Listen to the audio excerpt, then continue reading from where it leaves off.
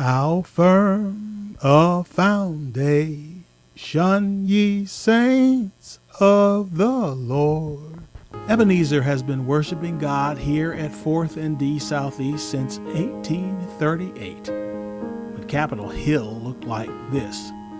It seems white Ebenezer grew tired of our ancestors, shouting and dancing, feared one of us would fall out of the balcony where they made us sit and drop down and kill one of them. So our ancestors were invited to leave, and we opened what we called Little Ebenezer. Well, first of all, I'm just so thankful to be here. I worked on the 150th anniversary, and I feel so blessed that I'm here to work on this anniversary. I don't think I'll be here for the 200th, but I am glad that I've come this far. If a generation is every 22 years, we've had about 8 generations come through this church. Some of the early members were slaves, and some were free blacks who were part of the Underground Railroad, which is why some historians think Little Ebenezer was a station. One Thomas Smallwood, a member of Ebenezer who had worked at the Navy Yard, smuggled so many people from D.C. to Canada that the D.C. police were onto him and he had to stay out of town from 1843 until after the Civil War. So much as the church was the site of the first black school. That is a source of pride to Ebenezer. The first D.C. public school for black children opened in Ebenezer near the end of the war in 1864. It was eventually moved to its own building and was named Lincoln School. And for a while I attended Lincoln School, which was Lincoln closed, and all of us, after it was closed, I guess when I was maybe a 3rd grade or so, it closed, and then we started going to Giddings. The photo displays of the church tell so many stories, like this one from 1914, the burning of the mortgage 17 years after the current building, Ebenezer's 3rd, was completed. The one before that had replaced Little Ebenezer had been destroyed by a storm.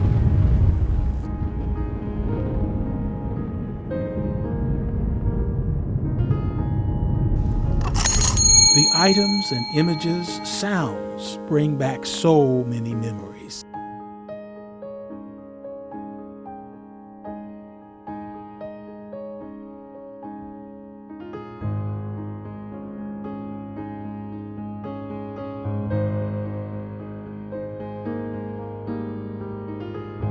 That's what she loved. Then we had Sunday school teachers. Evelyn Smith was one that the children, every time they saw her, they would sit up straight and don't say a word. When Evelyn came in and she looked your way, you better be quiet. Garnet Hammond, an Ashbury member, recalls being invited to Ebenezer and meeting his late wife, Lois. He still has the pictures of the result. A year later, we were married by John Henry Peters, June the 7th, 1951, and that was the most glorious day in my life, and still is. He said, what God put together, not man put asunder. I agree. So,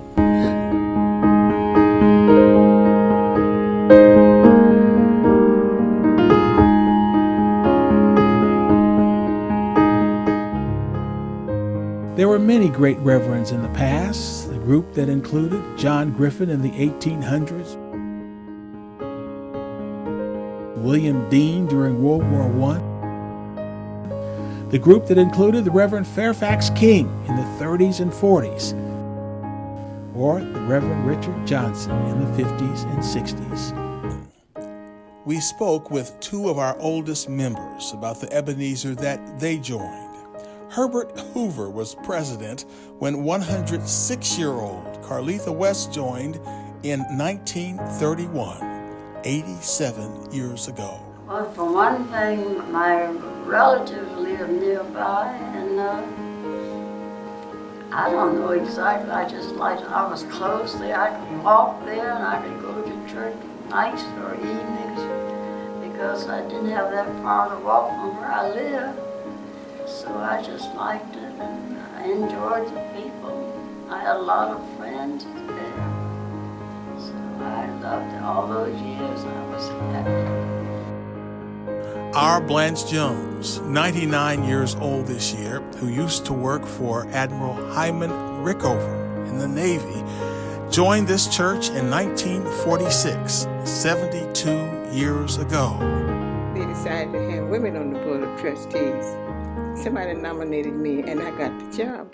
Were you the first woman trustee at Ebenezer? That's right, the first woman on the board of trustees. But they worked me to death. Now I had a little job as a supervisor by that time, and the girls were nice. They typed everything I asked them to type, and whenever there was a meeting, I had a copy of everything for the trustees, and I got along fine, even with the wives. If they have anything, even if we had a little fundraiser, they would send dishes, and we had a good time. And at 99, she still wants the church to know that she's a cougar. Seems to be a cougar after you get 99 years old. You're a 99-year-old cougar, huh? Sure.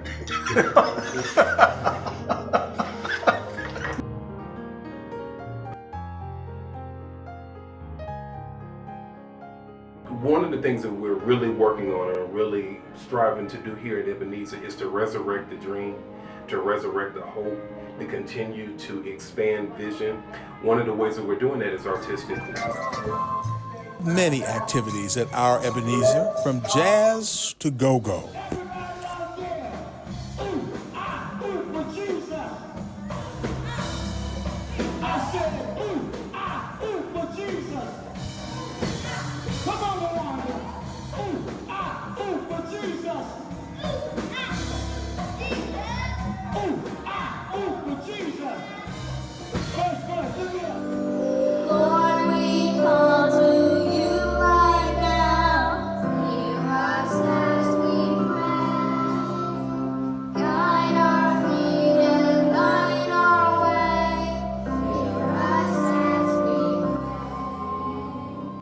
A service with our sister churches, Capitol Hill and Redemption Hill, against racism.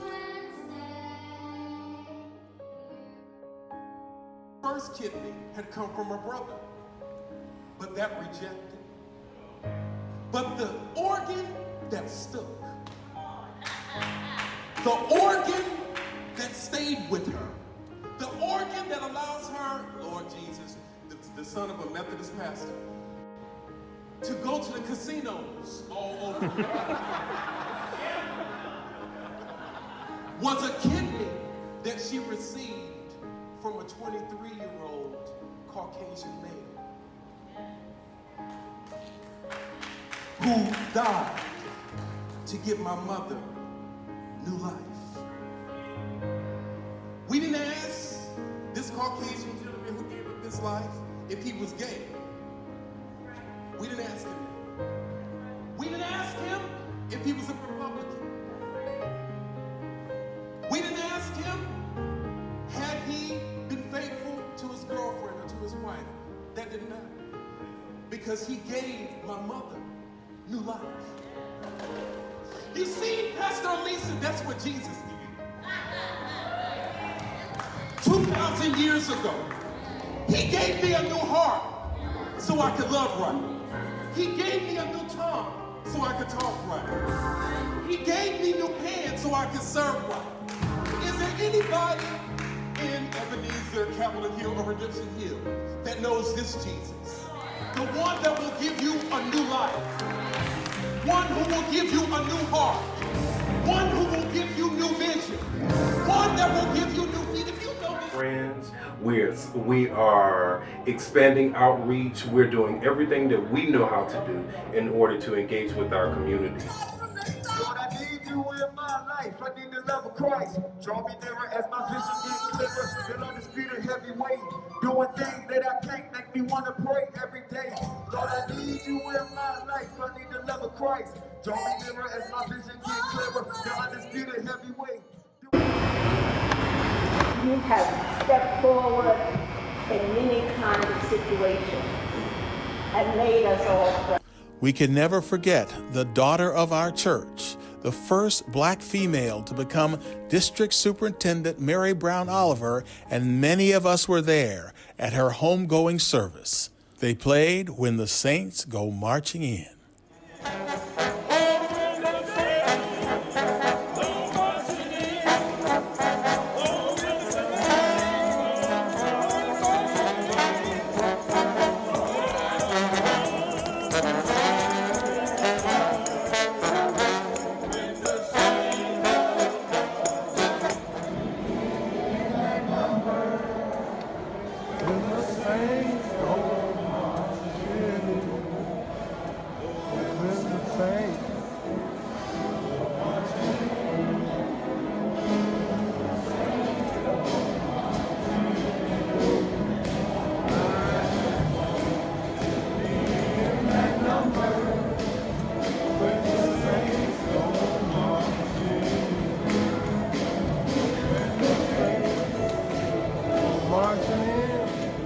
We are the United Methodist Church. Open hearts, open doors, open minds, extending and giving out the grace of our Lord and Savior Jesus Christ.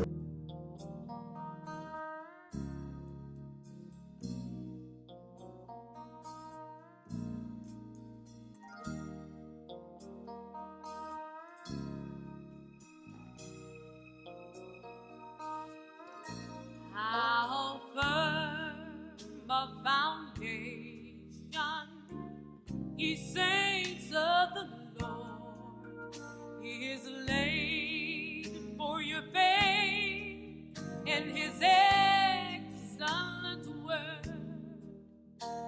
What more can he say than to you he has said?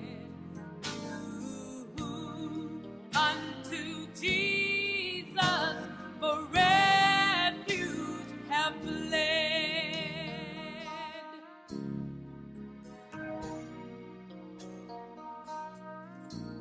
The soul that on Jesus hath leaned for repose, I will not desert to its foes. That soul, though in should endeavor to shame. Family, it was a family thing. I just enjoyed our programs, and I enjoyed the members, and enjoyed the congregation. I liked everything about it. He had said, unto Jesus for refuge have fled.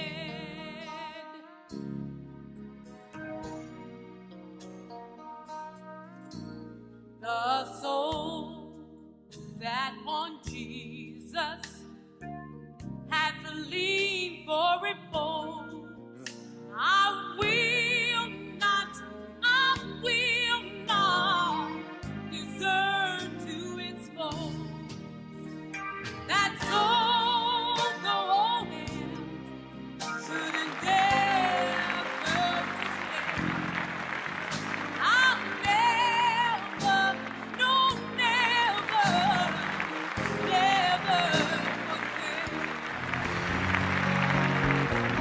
forsake.